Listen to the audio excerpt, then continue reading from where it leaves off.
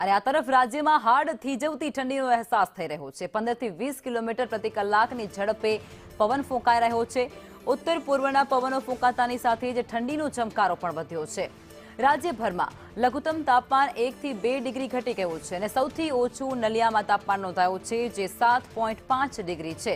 અમદાવાદમાં 13.4 ડિગ્રી, તો ડીસામાં 11 ડિગ્રી અને ગાંધીનગરમાં 11.2, વડોદરામાં 13.6 ડિગ્રી તાપમાન રહ્યું છે। ભુજમાં 11.4, તો કંડલામાં 10.7 ડિગ્રી તાપમાન રહ્યું છે। પોરબંદરમાં 14.5 અને રાજકોટમાં 11.4, તો કેશોદમાં 12.1 ડિગ્રી તાપમાન નોંધાયું છે। રાજ્યભરમાં ગુલાબી ઠંડીનો અહેસાસ થઈ રહ્યો છે, જ્યારે ઉત્તર ગુજરાત અને મધ્ય ગુજરાતની સાથે સૌરાષ્ટ્રના ભાગોમાં પણ મહત્તમ તાપમાન ઘટ્યું છે। સાથે લઘુત્તમ તાપમાનની અસરના કારણે પવનોની ગતિમાં પણ બદલાવ થયો છે, તેના કારણે ઠંડીનો ચમકારો અનુભવાઈ રહ્યો છે। વહેલી સવારથી લોકો ગાર્ડનમાં એક્સરસાઇઝ કરતા નજરે પડી રહ્યા છે। ઠંડીથી બચવા માટે પોતાને લઈને હેલ્થ કોન્શિયસ પણ શહેરીજનો થયા છે। મોટી સંખ્યામાં વહેલી સવારથી ગાર્ડનમાં મોર્નિંગ વોકર્સનો જમાવડો પણ જોવા મળતો હોય છે। ઠંડી વધી રહી છે, મોર્નિંગમાં હેલ્થ કોન્શિયસ લોકો થઈ રહ્યા છે। આપ કેટલા કલાકની એક્સરસાઇઝ? અમે અડધો કલાક। બહુ જ ઠંડી પડી રહી છે, પણ મજા આવે છે એક્સરસાઇઝ કરવાની।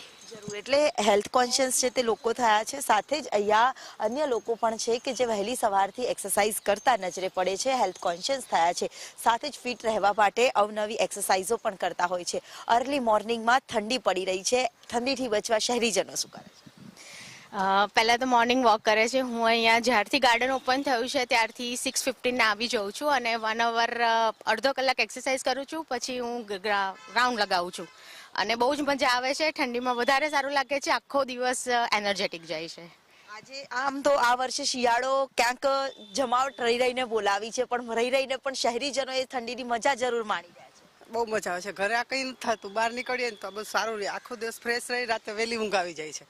સરસ કોન્શિયસ થયા છે, સાથે ઠંડીથી બચવા માટેની એક્સરસાઇઝ પણ ગાર્ડનમાં કરતા નજરે પડી રહ્યા છે। કેમેરામેન પુખરાજ શર્મા સાથે દિવ્યા ચૌહાણ, સંદેશ ન્યૂઝ, અમદાવાદ।